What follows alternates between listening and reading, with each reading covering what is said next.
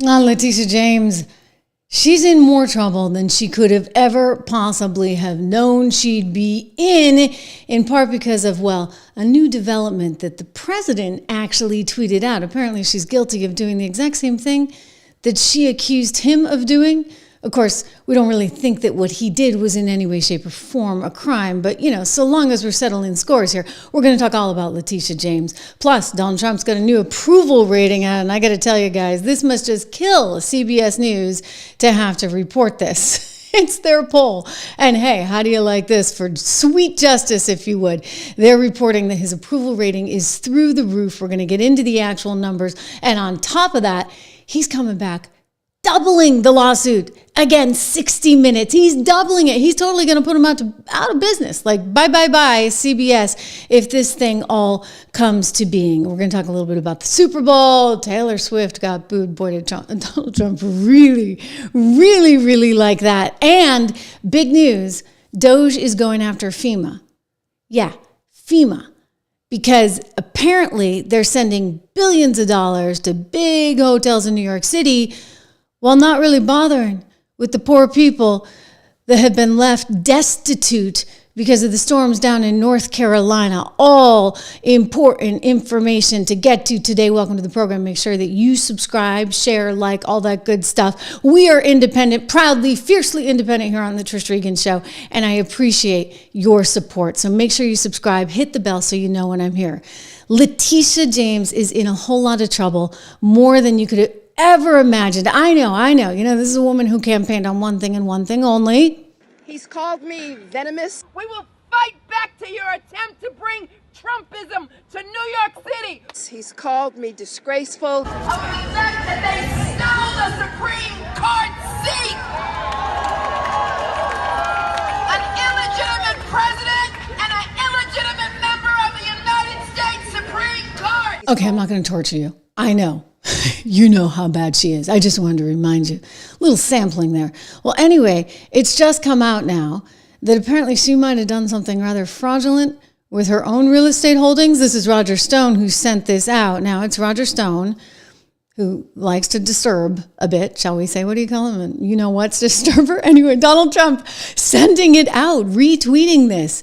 A careful examination of New York Attorney General Letitia James' financial disclosures, Roger writes, shows she inflated the value of her assets in order to get mortgages on various commercial properties. Exactly what she accused President Trump of doing. Falsely accused, he adds, President Trump of doing. So, whoa, wait a second. Remember how this all went down? Donald Trump went to Deutsche Bank, said, hey, I want a loan. Deutsche Bank said, sure, what do you got as collateral? He said, I got these commercial properties, including one Mar-a-Lago, and it's valued at whatever he valued at. Letitia James then goes back after the fact and says, no.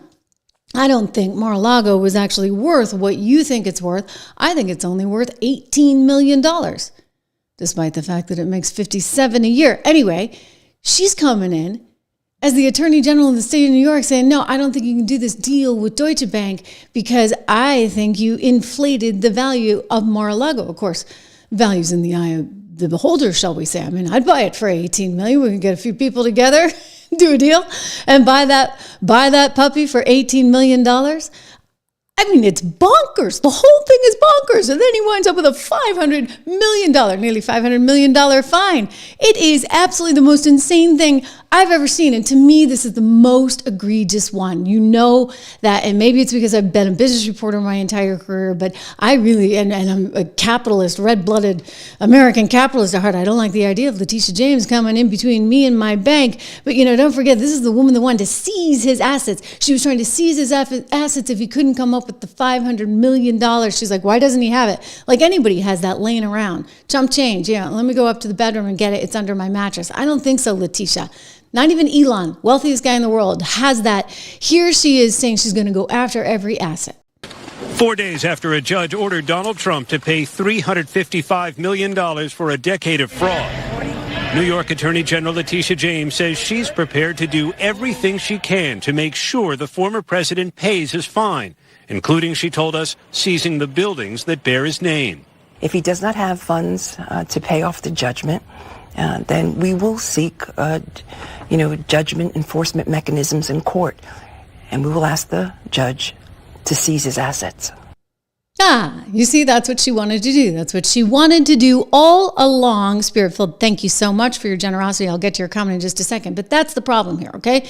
You get these uber political people that are trying to go after Donald Trump that have no business going after him for lawful transactions. And now, what do you know? It turns out she might have done something quite similar. Indeed, quite similar. Leave it to Roger to uncover this. So she's kind of, in a bit of a pickle here. She's trying to act all victorious because, DOGE, they've been moving full force ahead with USAID. They're closing down buildings. I'm going to show you some of this video because it's really, really remarkable. It's just great. You got Maxine Waters outside the Department of Education screaming at the security guard. I mean, it is amazing all the things that are happening and will continue to happen. So Letitia's kind of angry about that. Very angry about that. I mean, maybe she's angry. Maybe she's getting some kind of kickback. I don't know. $57 million the DOGE just figured out was going from FEMA to the hotels in New York City to cover the migrants when we can't even pay for people in Florida or North Carolina. Like, that makes sense. Letitia James was trying to seize his assets. Letitia James thinks that she can still go after this president. Letitia James is trying to go after Elon Musk and DOGE under the pretense that somehow Elon's getting access to your social security number. Sorry, he's not interested in those. He's interested in what you are spending your money on, one Letitia. In the past week, Elon Musk and his so-called Department of Government Efficiency have accessed the personal private information of tens of millions of Americans and sensitive data about public and private entities, social security numbers, addresses, tax returns, and more. This unelected group, led by the world's richest man, is not authorized to have this information, and they explicitly sought this unauthorized access to illegally block payments that millions of Americans rely on. Payments for health care, child Whoa. Payments like the $57 million going to the fancy hotels, or how about the $200 million that's going to the Pakistani group that runs that one Roosevelt hotel? No. Look, you got this all wrong. And Letitia, you better get with the program, because if you don't, Mike Davis, the attorney for Donald Trump, had a rather interesting, I love the soundbite. I know some of you guys have seen it before, but you know what? I need a good laugh. I just had to watch Letitia try and say all that, you know what. So let's watch Mike, who says, you know where you're heading, honey. Let me just say this to Big Tish James, the New York Attorney General. I dare you to try to continue your lawfare against President Trump in his second term, because listen here, sweetheart, we're not messing around this time. And we will put your fat ass in prison for conspiracy against rights. And I promise you that. So think long and hard, he says. Way to go. You know what? We're going to put your fat ass in you know where. So Letitia's already running up against it because Letitia's losing her credentials. You see, that's kind of important, I guess, sort of, at least symbolically, for one Letitia James. If you're so full of yourself as she is, you need to have all those federal clearances. Well, they're gone. Poof. Gonzo. Donald Trump stripping Letitia James, also the DA Alvin Bragg, of their clearances because, well, he doesn't really trust them. Would you? I mean, the woman's trying to bankrupt you. She's made that abundantly clear. Alvin Bragg is so proud he's got these criminal counts against you. That whole thing, by the way, is going to get tossed out in court, as is Letitia's case, for goodness sakes. I wish these guys would get moving. You know what? They don't move like Trump moves. Trump's moving at lightning speed, getting everything exposed with DOGE. You get Letitia losing her access. Also, Andrew Weissman, remember he was the lead prosecutor in the special counsel Robert Mueller case.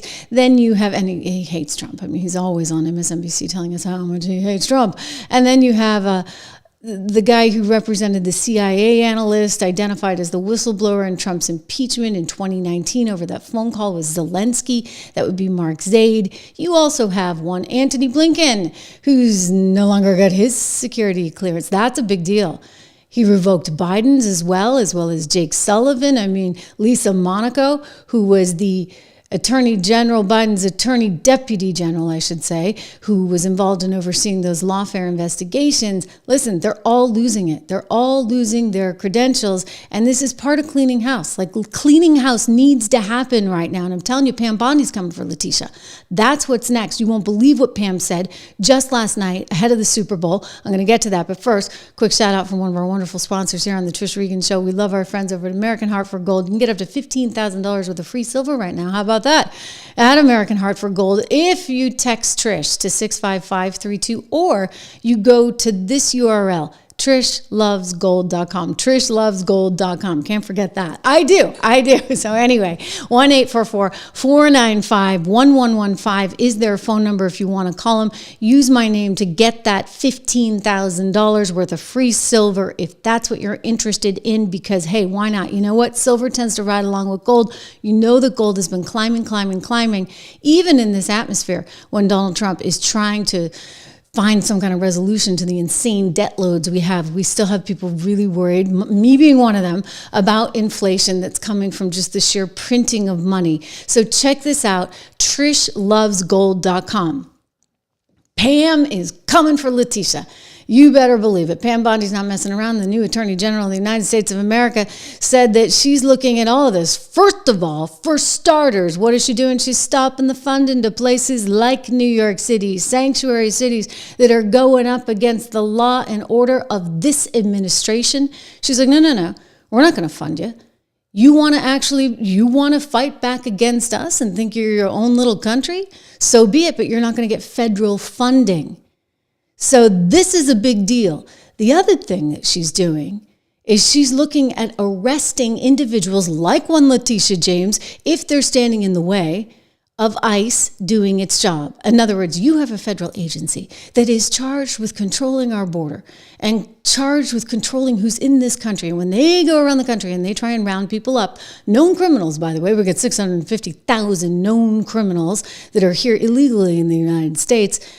Well, they need to be able to go in and arrest them. But it makes it really hard when you have some people in some particular places of power trying to tip off those in those communities, right? So Pam's like, no, I'm not having it. Listen to her here saying she's going after any and all leakers. If you say that an ICE raid is coming in, and if you screw it up, that's actually going to come with a serious penalty. You listening, Letitia? There may be a leak inside the House as it relates to DHS and some of the operations that they are attempting to carry out. What's your reaction to hearing about that, and what, if anything, can be done to mitigate that? If anyone leaks anything, people don't understand that jeopardizes the lives of our great men and women in law enforcement. And if you leaked it, we will find out who you are and we will come after you. And it's not going to stop our mission. It's not going to stop the president's mission to make America safe again. We were very clear with the lawsuit that we filed in Chicago that if you don't follow the law, you will be prosecuted by the Department of Justice. Boom. Okay, so she's coming after you. Letitia, again, I'd recommend you listen up. I'd recommend you stop tipping off anybody that you're tipping off. Here, if you're tipping off, here's Pam Bondi again saying she's stopping all federal funding. Letitia James, on the other hand, says, well, New York has laws that protect immigrants and limit cooperation with federal immigration enforcement efforts. Those laws should be followed by law enforcement and officials in our state. I'll always uphold our laws and protect immigrant New Yorkers. No. Let me be very clear on this. I'm not a legal scholar, okay? I'm not a legal scholar, but I know enough about the law to know in this case, if there's one thing the federal government has, it's the ability to control its borders. That's why Governor Abbott ran up against it. When Biden kept tearing down the walls he was trying to put up to keep the illegals out, the Biden administration went back to, well, we're in charge because we're the feds and we control the borders. And so, yeah, it kind of sucked for Texas, but the federal government's in charge. And this is one, Letitia James, where you just don't have a leg to stand on. And they're going to keep coming for you. Tom Homan saying he's working closely with Pam Bondi to make sure they can put you in cuffs should you do such things. When they come to they cross the line of impediment, and that's why I'm working very close, starting this morning with Department of Justice, and where do they cross that line of impediment? So they may find themselves in a pair of handcuffs very soon. So working with DOJ on that, get some legal guidance on that. I'm not an attorney. I know what SecOps is about. I know what crossing that line is, but getting DOJ back up on that. So it's something we're looking at right now, Harris. We're not going to tolerate it anymore. This is not a game. When we show up these sites, this is a dangerous job for the men and women of ICE and Border Patrol and all the DOJ agencies. To have that type of interference puts our officers at great risk. Not only the officers, it puts the aliens at great risk because anything can happen when we take our eyes off the goal here. So we're addressing that immediately today. I'm addressing OPSEC today, operational security, how these leaks are happening. We've already identified how this operation got leaked. I'll deal with that today. So, yeah, he's not messing around. He's angry. He's referring to an operation in Colorado that got leaked. Apparently one just got leaked in LA. Listen, they are not messing around. Because to Pam Bondi's point, you're putting officers of the law in a tremendous amount of jeopardy when you're leaking these things. And so they got to get rid of them, all of the leakers, and they've got to prosecute right now. In the meantime, they got to move forward with people like Letitia James, who think that somehow they are little islands unto themselves. I get that Manhattan's an island, right? Like, it's not its own country. That's the thing. Okay, so you don't have a leg to stand on, honey. And let's go back to what Mike. Let me just say this to Big Tish James, the New York Attorney General. I dare you to try to continue your lawfare against President Trump in his second term, because listen here, sweetheart, we're not messing around this time, and we will put your fat ass in prison for conspiracy against rights. And I promise you that. So think twice. Think hard, Letitia. Meanwhile, FEMA ought to start thinking about just exactly what they've been doing over the years. Donald Trump ordering an investigation into FEMA. We're finding out where all the money went there, and it didn't go to the people who needed it. I mean, you can go all the way back. Go all the way back to Hurricane Katrina. I remember reporting on that back when I worked in mainstream media for CBS News. I was stuck down there for a couple of months. I mean, it was really horrible, the aftermath. And what was so heartbreaking was that they had all these trailers and they couldn't get them to the people. It was so messed up. Remember that? Well, it's continued to be messed up. And why, you ask? Why? Well, Donald Trump has some thoughts. Oh, before we get to that, guess what's happening to FEMA? Exactly what you're looking at on the screen. Do you see that? Bye. That's the USAID building. They had their signage taken right off of them on Friday. The Democrats are losing it.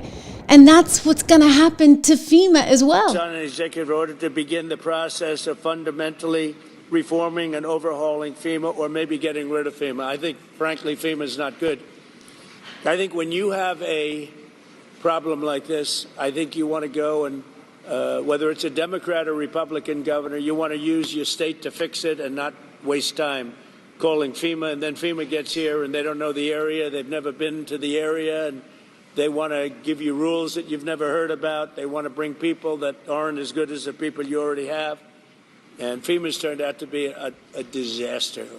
And you could go back a long way. You could go back to Louisiana. You could go back to some of the things that took place in Texas. It turns out to be the state that ends up doing the work. It just complicates it. I think we're going to recommend that FEMA go away. And we pay directly. We pay a percentage to the state. But the state should fix this. If the state did this from the beginning, it would have been a lot better situation. I think you guys agree with that, right? In other words, FEMA, good luck. Steve Frischman, thank you for your generosity. Another super chat. That's great to see from both you guys. I want to get to those comments in a moment because he's wondering again about why we don't have John Radcliffe coming in to deal with Letitia. We can discuss, but I will just say this. There's a lot of fraud that needs to get uncovered, whether it be from USAID, whether it be from FEMA. Take a look at this. Elon tweeting out earlier today, the DOGE team just discovered that FEMA sent $59 million last week to luxury hotels in New York City to house illegal migrants. This is like just last week. Oh my gosh, sending this money violated the law and is in gross insubordination to the president's executive order. That money is meant for American disaster relief and instead is being spent on high-end hotels for illegals. A clawback demand will be made today to recoup those funds. think of this waste that they are uncovering and exposing in real time, and Americans are with them. They're with DOGE, they're with the president. We're seeing it in the latest approval polls. I've got more on that, but it's gross. When New York City hotels are converted into migrant shelters, I guess this tells us why you can't get a hotel room in New York anymore. Thousands of dollars it costs. Why? Because reduced supply. They're all going to the migrants, and they get these fancy contracts with FEMA. Probably USAID is in there too, but FEMA, they raked in over $1 billion in taxpayer funds, according to these internal documents. This is disgusting. This needs to stop. Elon, Trump demanding a clawback. I mean, it's all happening as you look at this headline from a couple of weeks ago. FEMA had to kick out hurricane survivors out of temporary housing into snowstorms and freezing temperatures. My gosh, Craig Ellsworth. Thank you, Craig Ellsworth. I will get to your comment as well. FEMA is kicking out the people, the Americans that need the housing, and they're sending billions of dollars to luxury hotels in New York City to house illegal migrants. What is this? Honestly, what is this? This guy's furious. I want to introduce you to Cameron Hilton. He's the interim head of FEMA right now. Trump put him in the spot. Gary Hammers, thank you as well. I'm going to get to everybody's super chat, I promise you. Gary Hammers, thank you for your generosity. So Cameron's like, okay, what the heck? What the heck indeed? I want to thank the DOGE team, he writes, for making me aware of this. Effective yesterday, these payments have been suspended from FEMA. Personnel will be held accountable. He's telling Elon Musk, so you better believe it, they got to be held accountable. I mean, they know they're not supposed to do this, and yet they sent $59 million last week. Last week, Donald Trump's in office. This is happening while he's there. Imagine that. Imagine how much they were sending during the Biden time. And we know $200 million. $200 million went to a Pakistani hotel group, or a hotel, I should say. That would be the Roosevelt Hotel in Midtown Manhattan. Once a beautiful, beautiful, beautiful hotel, has been taken over by migrants. And, well, you know, it's like a payday for the Pakistani government because they're getting $200 million of taxpayer money for this. I mean, this is unbelievable, you guys. It's unbelievable. It's disgusting. It's wrong. And this has to change. And it's going to change. I'm going to tell you how it's going to change. Quick shout out here to 76 Research. 76 Research, Spirits Filled. Thank you again. I'm going to get to this. Code word dollar. You should use code word dollar. This is my financial research company that I started with a dear friend who spent decades on Wall Street, running billions of dollars. We share a similar sensibility, I'll leave it at that, in terms of the political situation. Rob Horton, you've seen him on the show before, and I just wanted to shout this out. If you go to 76research.com, you can use code word dollar and get the 76 report. Tons of information in there for just $1 a month for the first 2 months, and it goes to $9.95. But anyway, let me go over to some of these comments here because this is wonderful. Thank you again for Real Truth. Thank you at Real Truth, who's just saying, God bless me. Thank you. I appreciate that. It's very, very kind of you. And then over to Craig Ellsworth. I'm keeping up the fight. You know it, Craig. Thank you so much for your generosity as well. I really, really, really do appreciate it. And then let me see. You know, we were talking about whether or not Radcliffe and the CIA should be going after. I think the FBI is going to be able to do the job. I really do, Steve. And I think also that it's going to be good to have this exposure from DOGE. Like, I want to see the money. You know, like, again, I go back to my business reporting, and I really think it's critical to understand where all the money is flowing, where it's going. I mean, one of the things that I was so perplexed by over the course of the last now 8 years is all the money that, well, I didn't know this at the time. I did not know that at the time. Oh, Spiritful, thank you so much. He's trying to push for the independent creators. We're not all going to be independent. Did you see the story? I'll get to that later. We'll do a big thing on it tomorrow. But I guess the company that sells Megyn Kelly, Bill O'Reilly, and Tucker's show, it just got bought by Fox. So they're coming full circle.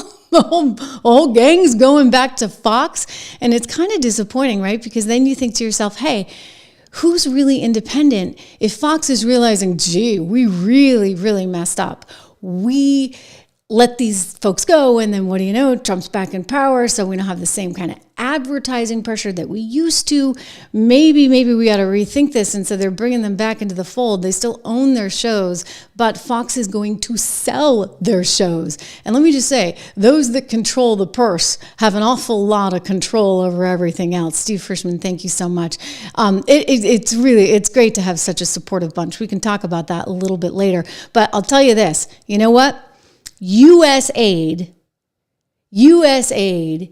is getting exposed, and though they got an order to like slow down for 7 days, it's getting exposed in a way that the American public really, really appreciates. This is what resonates right now. Do you see? They're taking down the letters there at the USAID building. This happened on Friday, and Democrats are losing it. Oh my gosh, they're losing it. And I'm like, but why are you guys losing it? Like, what is it that's really at stake? I want to show you what David Sachs had to say. David Sachs is the crypto czar. He's really smart. He started, he's part of that PayPal mafia with Peter Thiel, and with Elon, he's conservative. And he's like, my gosh, you look at where this money was going, and it, well, let's just say explains a lot. Okay, so we knew the U.S. government runs a $2 trillion deficit every year. We're in debt almost $40 trillion. And we also knew that anytime anyone tries to cut anything in Washington, the whole city screams bloody murder. Okay, so the question is just why? Well, now we know. The money is all going to them. It's like round tripping to them. New York Times, getting paid. Politico, getting paid. Bill Kristol, perennial warmonger, getting paid. Ukraine, getting paid. Like 11 out of 12 publications, Ukraine, getting paid. Incredible. Viktor Orban, who's the prime minister of Hungary, was saying that he's very popular in Hungary. His political opposition, funded by USAID. In Poland, the left-wing political opposition funded by USAID, and on and on and on it goes. BBC, you wonder why everyone in the UK, paid. so yeah. Like I couldn't believe the BBC is getting paid. Every left-wing organization in the world seems to be getting paid by this slush fund at USAID, which disperses about $50 billion a year. That's $1 billion a week. That's actually a lot of money. And so it makes you wonder, the left in general tries to portray itself as a movement of the people, that it's grassroots.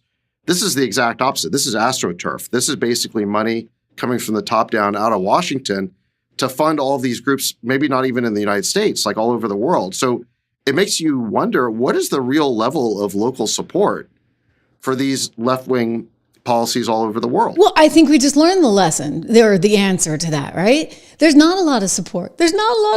Certainly not here in the United States of America, because otherwise, guess who would have been president? Would have been Kamala Harris. And boy, that would have been bad. But just see what he said. I mean, he even mentioned Bill Kristol, who's the conservative never Trumper. That one kind of surprised me. So I was like, wait a second, Bill Kristol was getting money too. Apparently he has an organization that was funded in part through the Rockefeller Philanthropy Advisors, which was funded by U.S. Global Aid. The BBC. My gosh, the BBC getting 8% of its income. 8% of its income. I'm like, from us. So we're pushing this, and then it gets worse. Politico, you guys, I know I've showed you this before, but you got to see it again because this is just amazing to me. $8.2 million in subscriptions. What kind of subscriptions were these? Politico Pro subscriptions. They cost $10,000 a piece. And you look at those numbers. When did they start raking it in? Oh, 2020. That's when the yellow line goes up. And then it goes up, up, and away until you get to 2024. And wow, they're really, really raking it in 2024. Hey, they were still paying them up until a couple weeks ago. Take a look at the numbers from January. So thank goodness somebody figured this out. These people have been all on the take. And why do you think the New York Times and Politico and everybody else has been so worked up? Other than, they stood to lose a ton of cash if U.S. Global Aid and who knows what else, because I'm going to get into some more numbers. You got the New York Times raking in some $50 million, $4 million in the month of August alone. They got a lot of that money from HHS. They got the money from the health department. No wonder everybody loved Fauci. For goodness sakes, that was bought and paid for journalism. That's what you call that, bought and paid for journalism, right? I'll tell you where you're not going to pay $10,000 a month for a subscription, and you will actually get very good information at my financial research company, 76 Research. Go check out the model portfolios over there. We have a resilience portfolio, an inflation protection portfolio, and we have an income builder portfolio because, you want to retire one day, right? Check all that out right now. Join this MAGA movement, right? Invest in America. Invest in yourself. Go to 76research.com. So there will be no more Department of Education if Donald Trump has anything to say about it. This is kind of upsetting to one Maxine Waters, who got the news on Friday somehow and tried to demand a meeting with Linda McMahon, who's now our new head of education, Department of Education. Of course, her job, if she does it successfully, is to unwind the Department of Education, which has been there all since, the 1970s with none other than Jimmy Carter. So Maxine heard about this and she lost it. And I just say, you know what? This guy deserves an award. This is the security guard putting up with Maxine Waters. I can watch this. Look them in the eye. Come on, hold your face up. Look at him. Let him see you. This is him. Look at it. What's your name? Tell us your name. Give me that ID again. Giving you the ID. I showed it to you. So what? I showed you the ID. You do what? I showed you the ID. Could you let me see the ID again? Huh? No. No? Will someone else ask him for the ID? Will you ask him for it? He won't let me see it again. You didn't see it. You didn't see it. They didn't see it. What a good guy, right? He's just like, no, you can't come in. I've locked the building. You don't have an appointment. You can't come in. And Maxine's losing it. You see, a lot of people are losing it right now. They don't like the idea of the Department of Education going away. But Donald Trump, once again, here he is trying to pare this down and say, you know what, maybe the states do a better job at this. Just like with FEMA, maybe the states do a better job at allocating capital because they have a better sense of where it's needed. Well, immediately where they're going with this is somehow that this is a racist thing. That, black students are going to be at a disadvantage if the education department is shuttered. And let me give you their explanation for it here. They say educators warn that the loss of the federal agency will exacerbate racial disparities in schools across the nation, including in universities and colleges. Quote, since 2020, there have been some true coordination and attacks on public education as we know it, and I think the current administration is challenging what it means for us to provide a public education for all students, says this one Jaleesa Evans, founder and CEO of the Black Educator Advocates Network, to The Hill. But, Trump's saying, wait a second, we're not doing a very good job at this. Clearly, the Department of Education doesn't seem to know what it's doing because we rank really poorly every year. We get worse and worse and worse. It's gotten worse since COVID. And so maybe there's a better way to think about this. Maybe it shouldn't be all top down. Maybe you shouldn't have a big bloated government. Maybe you find a way for the states to take more responsibility in terms of educating their kids. Wouldn't that make sense to you? Makes sense to me. Well, they're furious. They're furious and they're saying, you know what? We're going to shut down the government over this, which I find kind of ironic because I think Donald Trump and Elon Musk, by the way, and DOGE would be just delighted if they shut down the government for a little bit and save some money. My next question, because your colleague Jeff Merkley basically said he's prepared to try to shut down the government over some of these sledgehammer actions that he's seeing by Elon Musk. Are you prepared to shut down the government, to join Democratic colleagues who want to stand in the way of keeping the government open? Well, you have to look at what the Trump administration is doing right now. They are simply trying to, they are simply trying to dismantle the government.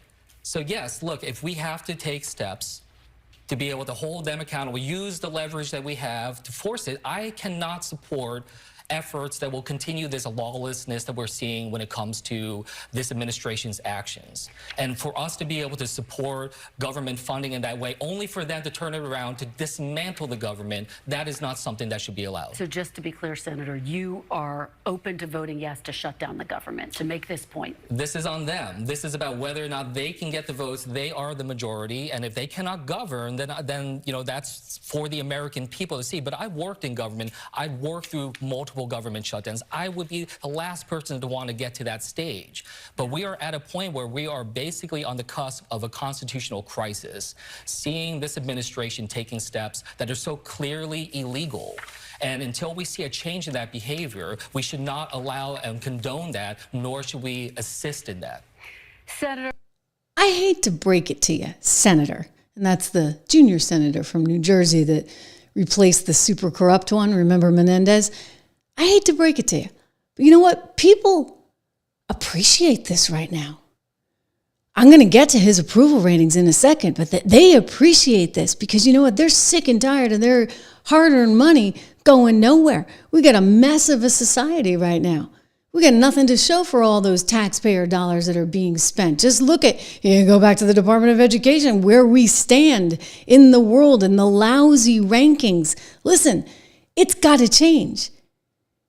And the media has to change. I mean, I cannot believe, I'm just stunned by this, okay, guys? Because, look, I worked in mainstream media my whole career. They definitely keep the sales department separate from the editorial department. So you don't know, right, what they're selling, how they're selling, or where the money comes in. You just collect a paycheck every week. And I'm learning this now, thanks to DOGE, how much money these organizations were collecting. And it's really, really, really disgusting. I mean, the whole kit and caboodle, right? They were all in on it. Again, going back to what David Sachs, crypto chief, said. Okay, so we knew the U.S. government runs a $2 trillion deficit every year. We're in debt almost $40 trillion. And we also knew that anytime anyone tries to cut anything in Washington, the whole city screams bloody murder. Okay, so the question is just why? Well, now we know. The money is all going to them. It's like round tripping to them. New York Times, getting paid. Politico, getting paid. Bill Kristol, perennial warmonger, getting paid. Ukraine, getting paid. Like 11 I mean, that's the crazy thing, right? All this money, whether it be the Politico subscriptions at $10,000 a year for a total of $8.2 million across 236 subscriptions. You know, this was like robo stuff. Nobody even asked for these subscriptions. Apparently, nobody even used them. Here's the guy, Sam Lyman, who used to work in the Senate. He's like, okay, when I worked in the Senate, we had Politico by default. Never signed up for it. So I can only assume it was a blanket deal Politico had worked out with the federal government. I never used it, not even once, got zero value out of it. And yet it was costing you and me and everybody else in this country $10,000 for that one terminal or that one subscription. It wasn't even a terminal. I'm thinking about Bloomberg, for goodness sakes, which at least has a little value with it. But so why were they doing this? Could it be that they want to have somebody in their back pocket, you know, so when 51X spooks want to come out and lie and say something that's totally not true and manipulate the conversation, they have a place to go and do it? Spiritfilled, thank you so much. Oh my gosh, you're so generous. Thank you, everyone. I'm going to get to all your comments and make sure that we read them, but I appreciate it. Yes, independent media here, definitely independent. I'm not getting anything from the New York Times. Forgive me. I'm not getting anything from, let's see, Health and Human Services, $26.9 million, $27 million from these guys. The National Science Foundation, $19 million. This is the New York Times. How is the New York Times even going to exist? Because nobody wants to read it. Their subscriptions are down. How are they going to function without all this crazy money coming in from the U.S. government and USAID? Associated Press, they got nearly 20 million. You got Politico all in. They're talking about 34 million, and Reuters getting 9,220,000 from the State Department. I am sorry, there is something messed up when the BBC has to account for 8% of its income coming directly from the United States of America's global aid, our taxpayer dollars. And when you got this kind of uptick happening in Politico, this is the biggest story, and nobody's talking about this. Nobody's talking about this. You know why? Because they're all in on it. You don't see it anywhere. And instead, it's somehow wrong of Elon to be exposing it. And Chuck Schumer says, we're going to fight this. I'm going to stand with you in this fight, and we will win. We will win. We will win. We will win. We will win. You will win what? No, I'm sorry. You know what's going to win? Being on the side of the people, not wasting our money with all the stupid stuff. Oh, don't get me started. $2 million for trans operations down in Guatemala, a trans comic book in Peru, DEI plays and musicals in Ireland, a trans opera in Colombia. Oh my gosh. I mean, like, what kind of agenda do these people have? People don't even like this agenda here in the States, and you guys are trying to push it all over the world. Why? This is getting exposed, and America loves it. America loves it, and they're with Trump on this 1,000%. CNN even admits it. Describing what is currently the dumbest strategy in politics, which is Democrats taking the 20% side of every 80-20 issue in America. USAID, people want this pared down. They want it streamlined. They want to know where the money is going. Democrats have a meltdown. Today, Donald Trump signs executive order on keeping boys out of girls' sports. Democrats take the 20 side of that issue as well. All these issues, this is like Trump's superpower, finding a bunch of 80-20 issues, getting on the 80, and everybody who's sort of reflexively against him gets on the 20. And now the Democratic Party has like a 31% approval rating. This is why. I don't. Yeah. This is why. Quick shout out for our friends over at Balance of Nature before we get to this amazing news on CBS. I mean, he's going to take down CBS News. Mark my words. I mean, it is bad. Anyway, you know what's not bad? My health, my disposition, fortunately, the ability to not get a cold this year, like I do almost inevitably every single winter. And I actually credit Balance of Nature, one of our sponsors here on the show, with some of this, because now I'm taking my vitamins every day. What do you know? I have not done this since I was a kid and I took my Flintstones. So balanceofnature.com is what I take. I take my fruits and veggies every single day. They send it to my house. You can get this as well. You can get this with a full money back guarantee if you use my name, code word Trish, as well as 35% off and free shipping. So do that today. Take care of yourself. Prioritize your health. Drink a lot of water. Get your exercise and take your vitamins. Okay, fruits and veggies for me. If you go to the website, there's lots of different things that they have. I happen to take the fruits and veggies, but they have a whole bunch of stuff. You should check it out today. Thousands of testimonials. I'm not the only one. And Balance of Nature is the name of the company, balanceofnature.com. I will say this. You know what? Donald Trump, he has exposed, and Elon Musk, credit to him and his whiz kids, you know, that they hate and they've said all kinds of things about. And I love it because Elon and company, they're like doubling down. They're like, bring it on, bring it on. They like race straight into the fire. They're not afraid. Well, Donald Trump is doubling his lawsuit against CBS News. You know how he was suing them for $10 billion? Donald Trump has just upped his lawsuit to $20 billion against CBS News. He's amending it in different ways as well. He's amending the 60 Minutes lawsuit. He's demanding $20 billion. I mean, they don't have it, let's be honest. Paramount, the parent company, it's worth some $8 billion in its trading today. And so, you know, I'm telling you, this company is sort of gonzo if he's successful in this.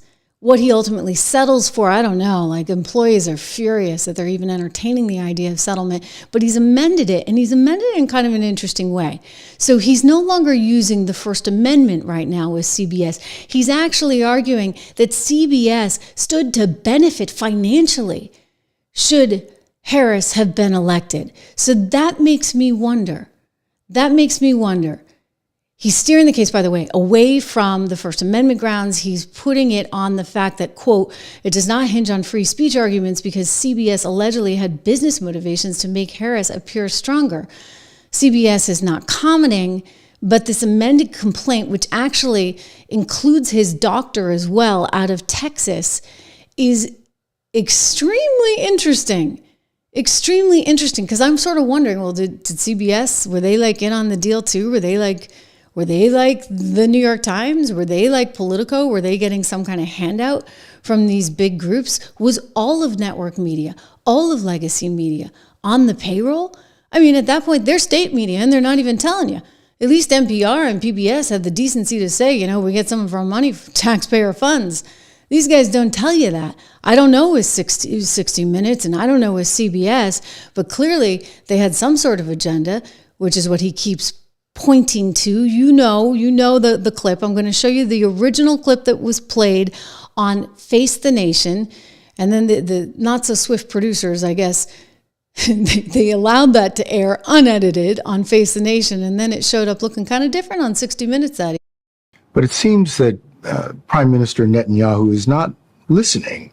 Well, Bill, The work that we have done has resulted in a number of movements in that region by Israel that were very much prompted by or a result of many things, including our advocacy for what needs to happen in the region. But it seems that Prime Minister Netanyahu is not listening. We're not going to stop pursuing what is necessary for the United States to be clear about where we stand on the need for this war to end. Whew. Can you imagine if we had to sit through the unedited versions of Kamala Harris for 4 years? I mean, that would have been just disastrous. And of course, then there's this biggie. Maybe I don't play the whole thing, but remember Leslie Stahl insisting that somehow that... You know, this is 60 Minutes. And we can't put on things we can't verify. You won't put it on because it's bad for Biden. We can't put on things we can't verify. Leslie. You know what you told me a long time ago when I asked why you keep saying fake in the media? Yeah. You said to me, I say that because I need to discredit you so that when you say negative things about me, no one will believe you. I don't have to discredit you. But that's what you've you told discredited me. yourself. You told me that. Leslie, you've discredited yourself. When you say that you're not going to cover Biden, you're going to ask him what flavor ice cream he has, okay? That's not Instead me. of why did Hunter get $3.5 million from Moscow? Instead of why is an energy company paying your son $183,000 a month or whatever they're paying him, and he has no experience in energy. You know, you discredit yourself. I don't have to discredit you. So this story about Hunter and his laptop, some repair shop found it. The source is Steve Bannon and Rudy Giuliani. I don't know anything about that. I just know it's a laptop, and they haven't. And you're making this one of the hottest, most important issues in your rallies. It's a very important issue to find out whether or not a man's corrupt who's running for president, who's accepted money from China and from Ukraine and from Russia. All these I think things that's have an been important investigated and It's incredible the way you can try and say this and sit there and look me in the eye and say it. He accepted money, his family, from Russia, from Ukraine, from China, and from other places. His brother, who didn't have experience, became a big builder in Iraq without experience. Take a look at what's going on, Leslie. And then you say how that shouldn't be discussed. I'm saying it's the biggest scandal out there, Leslie, and you don't cover it. Because it can't be verified. You want to talk about insignificant things. I'm telling you. Of course it can be verified. Excuse me, they found the laptop. Leslie. It can't be verified. What can't be verified? The laptop. Why do you say? Amazing, right? So you wonder why he's doubling the lawsuit to $20 billion against 60 Minutes and possibly putting them out of business. We'll see. I mean, ABC came to a settlement. Remember that one? Some $16 million, $15 for the presidential library, and another $1 million to cover the legal funds. Mark Zuckerberg came to a $25 million settlement with Donald Trump. So what does CBS do here? Don't forget, the FCC has a lot of sway over CBS's future. Paramount, being the parent company of CBS, like I said, worth some $8 billion, is trying to do a merger with Skydance. Skydance is owned by Larry Ellison. Oh, Larry Ellison, who's actually Trump's buddy. So they want that deal to go through. And yet the FCC may actually get in the way of that because they'll say, no, we have the power over the affiliation, the CBS affiliates, and whether or not that affiliation continues. So it's very convoluted. Donald Trump definitely has the upper hand. And let's face it, CBS may have been, that's what we're going to find out, like many other news organizations, on the take. And that's why you're not hearing about it. I mean, I cannot believe how no one is covering this story. No one's covering it. But there's a reason for that. As they say, CBS was forced to admit, this is amazing, forced to admit that Donald Trump's doing a little bit better than anyone had previously thought. More on that story in a second, but first, quick shout out to our excellent research at 76 Research. You can get this at 76research.com, just to look at some of our top holdings there and all the success they have had. You can see some of these companies up 32%, 29%, right on down the list. This is in our 3 portfolios: American Resilience, Inflation Protection, and Income Builder. You can find out more today. Look at these companies. 10 to 15 stocks in each one of these model portfolios at 76 research today. But I will say this, by the way, Paramount is not one of them. Heads up. CBS is kind of having to eat its lunch a little bit here. They're in the middle of this lawsuit with Donald Trump. He's suing them, doubling it to $20 billion, which would put them out of business. They would have been out of business at $10 billion. And it's all happening as they conduct a new poll and are forced to admit this on television. You can just imagine. This must have killed them, really. Our CBS poll finds that a majority of Americans, 53%, approve of the job he's doing. That's a better approval number than he ever reached during his first term in the White House. Joining us with more is our Executive Director of Elections and Surveys, Anthony Salvanto. Good to see you, Anthony. What's driving this? I will keep it simple, Margaret. He's doing, in the eyes of the public, what he said he would do in the campaign. There's political value in that. In fact, 70% of people say he's doing what he promised. That's whether they approve of him or not. Now, there's another part of this that continues over from the campaign. There were words that he was described as being tough, being energetic, and he still is today in big majority numbers. So as people take a look in these first few weeks, there's been a lot of activity. They're getting that general sense of governance, and that's being reflected in these early numbers. So that's perception. What about the actual policies? Well, let's start with the ones that are popular. And again, these echo a lot of what we saw in the campaign. The idea of deporting those in the country illegally continues to be popular. We saw that in the campaign. Sending troops to the U.S.-Mexico border. Again, majority in favor. We'd seen that in the campaign. For his supporters in particular, the focus on ending DEI is popular. We had seen in the campaign a lot of them thought those processes had gone too far. But guess what? He's doing everything that he promised.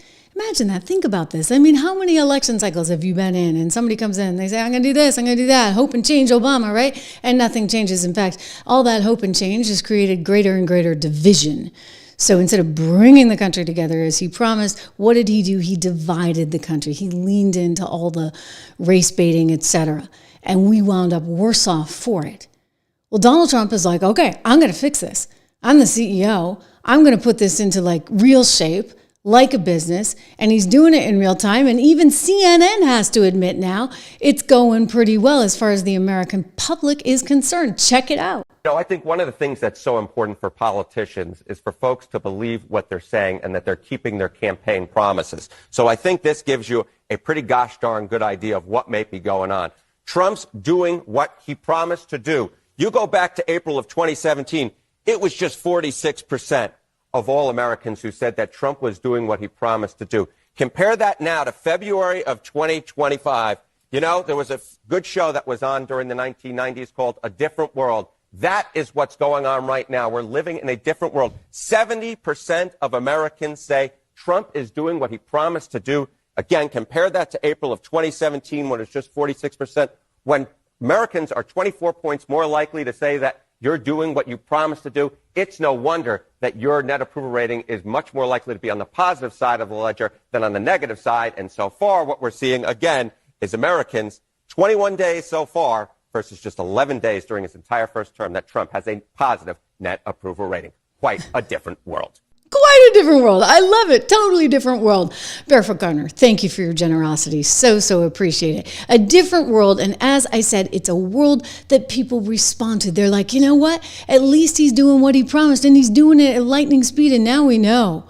We know what was going on. We know. I mean, it's the 80-20 thing. He's describing what is currently the dumbest strategy in politics, which is Democrats taking the 20% side of every 80-20 issue in America.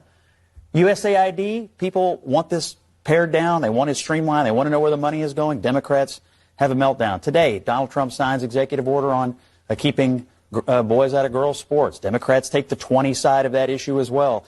All these issues, this is like Trump's superpower, finding a bunch of 80-20 issues, getting on the 80, and everybody who's sort of reflexively against him gets on the 20. And now the Democratic Party has like a 31% approval rating. This is why. I don't know. This is why, exactly why.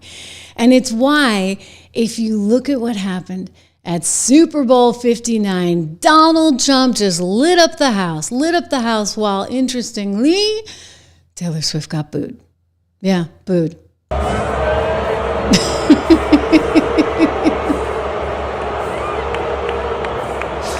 Oh boy. She's like, what's going on? What's going on? I mean, are they talking about me? Are they talking about me? You can see the expression on her face. She's looking over. She realizes that they are booing her. You know, I'll tell you, there's something to be said about Taylor Swift and all that we've put up with from Taylor Swift, with how she effectively looked down on Trump supporters. One of her famous videos, "You Need to Come Down," depicted Trump supporters like this. Okay, so like somehow they're just a bunch of rural, no-goods in Taylor Swift's eyes. And then she had this to say in one of her documentaries. Taylor Swift comes out against Trump. I don't care if they write that. I'm sad that I didn't 2 years ago, but I can't change that. I'm saying right now that this is something that I know is right, and you guys, I need to be on the right side of history, and if he doesn't win, then at least I tried. Taylor, here's the problem. I just want to read you what I wrote, and I'm going to try to start. I just really want you to know that this is important to me. I totally agree with the issue, but let me explain to you. So you wonder why this happened. You wonder why this happened. Look, Donald Trump kind of enjoyed it. Oh yeah, she's apparently not a very nice person either, because she didn't invite her best friend to the Super Bowl this year. That's neither here nor there. I suspect the other friend is not a very nice person either. But what I would say is this: Donald Trump is out there speaking for the people. And he got this huge reception. Unfortunately, I can't show you because it has music in it. They got rules about all this music. Someone was singing the national anthem. I did not like the rendition of the national anthem. I'm just going to get that out there. I'm a traditionalist. We need a traditional national anthem. Anyway, Donald Trump seemed to enjoy that he got this applause and she got all the boos. And he said this on social media: the only one that had a tougher night than the Kansas City Chiefs was Taylor Swift. She got booed out of the stadium. MAGA is very unforgiving. Indeed, the MAGA movement is about Americans putting America first. And I'm kind of wondering if Taylor Swift was getting a little of that U.S. global aid as well, right? I mean, everybody was in on the take, and thus they all said the same thing over and over and over again. Big news coming out of Elon Musk. It looks like he is putting in an offer, a bid for OpenAI, also known as ChatGPT. This news just coming to us from the Wall Street Journal. Elon Musk-led group makes $97.4 billion bid for control of OpenAI. Don't forget, he started this company, right, with Sam Altman. It was supposed to have just sort of a nonprofit mode to it, and Altman has taken it for profit. A lot of people have criticized Altman not moving quickly enough, especially against the competition, which would be China. Sam Altman is responding to Elon's offer here on X, writing, "No thank you, but we will buy Twitter," using the name Twitter instead of X, "for $9.74 billion if you want." So that was kind of a jab. He is offering, again, $97.4 billion. Sam Altman's like, okay, you know what? We'll do it for $9.74 billion. We'll get that company that you bought, Twitter, now known as X. Don't forget, they co-founded OpenAI in 2015. It was seen as a charitable project. And in 2019, Musk left the company. Altman became the chief executive. OpenAI went on to create this for-profit subsidiary that served as a vehicle, per the Wall Street Journal here, for it to raise money from Microsoft as well as other investors. And so there's this race, right? Like AI is like moving, and it's amazing how much they're doing. And I'm just blown away by it in any way that I've interacted with it. I continue to be impressed and a little bit scared, right? So we're all kind of scared. Like, is AI going to replace everyone and everything? Perhaps it's one of the reasons why I guess I want to be invested in it. I want the U.S. to get there first. And it's hard when China is out there, knocking on our heels. Here is the CTO, the Chief Technology Officer of Planeteer, talking about how this really is an arms race, if you will. I think one of the obvious lessons of DeepSeek R1 is something that we've been saying for the last 2 years, which is that the models are commoditizing. Yes, they're getting better across both closed and open, but they're also getting more similar, and the price of inference is dropping like a rock. But I think the real lesson, the more profound one, is that we are at war with China. We are in an AI arms race. And I got into a disagreement with Sam Altman about this at the Senate AI Summit over a year ago, where I was arguing that we are in an AI arms race, and there's an opposing view that we can all get along and we can cooperate on these things. And I'm sure the other side feels quite different, realizing that their IP has been stolen in this process here. But this war started long ago. It was an economic war with the ascension of China to the World Trade Organization, the greatest IP theft in history, the greatest wealth transfer in history. It is an opium war. The #1 cause of deaths of 18 to 45-year-olds in this country is fentanyl. That is coming from China. It is a diplomatic war. The Belt and Road Initiative is basically indentured servitude for other countries to the CCP here. And the unprecedented phase 0 gray zone operations of the CCP, how many times are we going to believe that anchors are dragged across the sea to cut undersea cables here? But I think one of the things, China knows they're at war. The question is, we kind of equivocate on it as a peace-loving nation.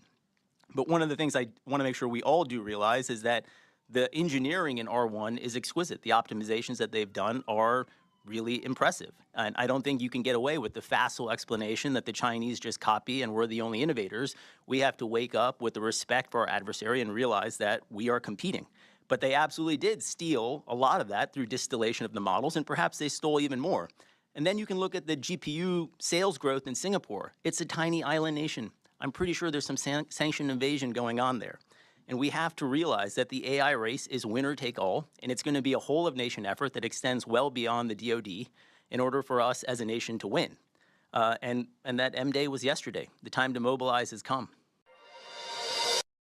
So that was kind of an interesting viewpoint, right? Like, it is time to mobilize. And we see the government putting $500 billion into this, China coming out with its DeepSeek thing, and everybody's like, okay, is that really scary? Our conclusion over at 76 Research anyway, again, shout out for the model portfolios, is that no, it's actually not as scary as some people think. And if you look at where, for example, NVIDIA is trading right now, it's almost back to where it was. So the market overreacted in that case.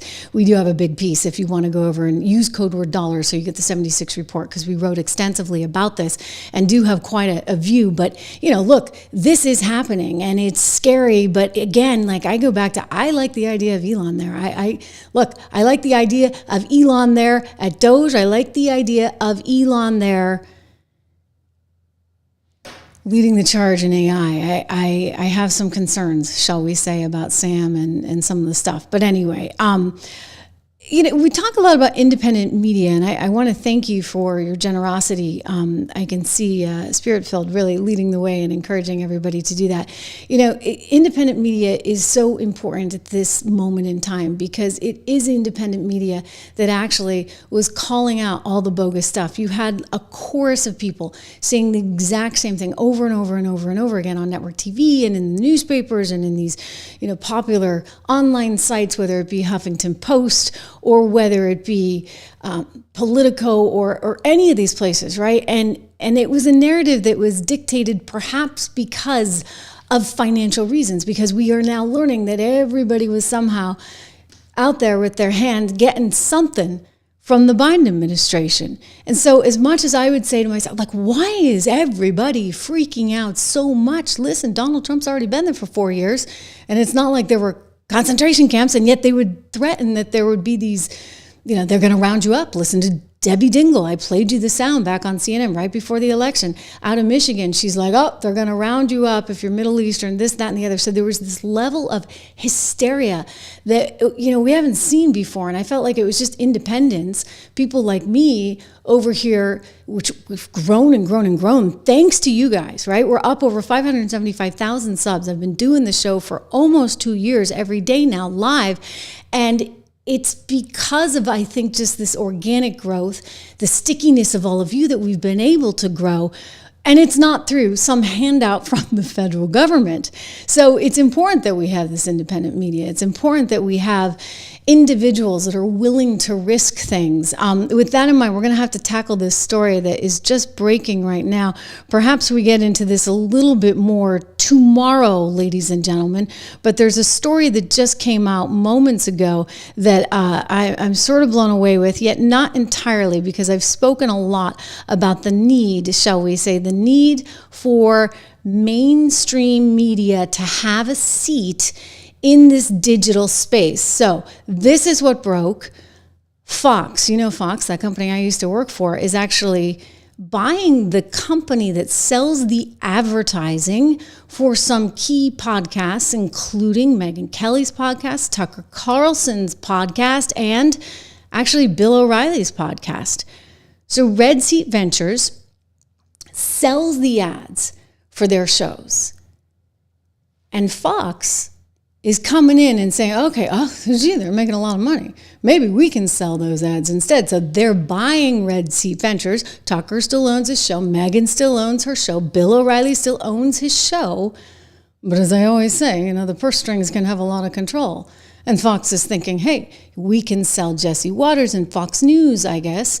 And then, hey, might as well get a little action over here on the side with these podcasters that are rather similar, shall we say, to our Jesse Waters. And so there's a symbiotic relationship there.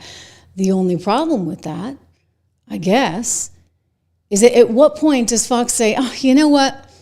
We really don't like that you're covering J6 so much, Tucker Carlson. We're getting all kinds of threats from advertisers. They're going to pull the Fox funding.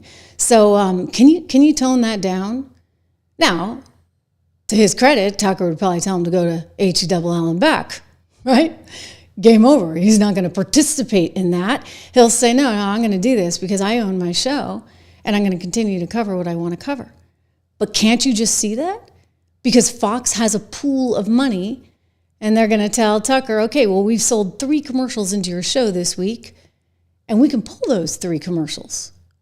Tucker hopefully has it in his contract that he can walk away from Red Seat Ventures, now owned by Fox, at any given point, should he not like how they're selling or not selling his show. But it shows you something, and I think this is fascinating and important to keep in mind, that the networks know. The networks know they missed out. The networks know that digital is the future. And if you really think about it, and we can get into this in greater depth tomorrow, you wonder how much Lachlan Murdoch, whose siblings don't agree with him politically speaking, is saying to himself, hey, hang on, maybe I need a little digital action over here on the side with some conservatives. And that's great, maybe. Or maybe it just puts us right back where we started, where corporate media has way too much sway, too much say. They'll say, oh, well, we own our programs. Okay, great. But you know what? You can't stay in business if you don't have the ads. And if the people controlling the ads are saying, we don't like this content this week, well, then maybe you'll just have to find another ad provider. So my recommendation to them is make sure you have, we call it a 90-day out. Make sure you have a 90-day out, just in case. Because it is important right now that all of those shows succeed with independent viewpoints that are not subjected to the likes of big corporate media.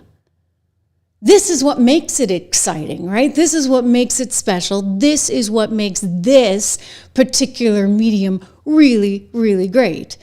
And we love having you here. And I have someone that sells my ads too, and I better give one of these ads or I'm going to get I'm going to hear about it. Anyway, I love these guys. I'm good friends with them over at American Hartford Gold. I think Bill O'Reilly does something with them too. Anyway, you can go to TrishLovesGold.com today. TrishLovesGold.com. You get up to $15,000 in free silver. Text my name, Trish, to 65532 for that special offer, up to $15,000 in free silver with American Hartford Gold. It's important to diversify your portfolio. You're going to hear that from me all day long, of course. I wanted to give another shout out to Damian Dalo. Thank you so much. I appreciate that. He writes, great show, class act. I so appreciate that. I so appreciate all of you guys and all your enthusiasm here. But I think we got to cover this story just a little bit more. I'm going to get into it in greater depth tomorrow because I am curious about how these podcasters stay independent. I mean, you look at Joe Rogan, right? He works for a big corporation, Spotify, but he still has that independent streak. And Spotify probably sells the ads, but he keeps his core uniquely him. And I think that that's going to be the challenge in this new environment, right? In this new environment where you have the Foxes of the world coming back in and saying, oh yeah, we like that, we like that, we like that. We'll sell them, we'll profit off of them. And then at what point does that profit turn into control? I, for one, do not appreciate any control. There's no control but that of Trish Regan right here on this show. It is good to have all of you guys. Thank you for being here. Make sure you subscribe, share, like, make a comment. Let me know what you think of the future of independent media right about now, and I'll be back here live again tomorrow.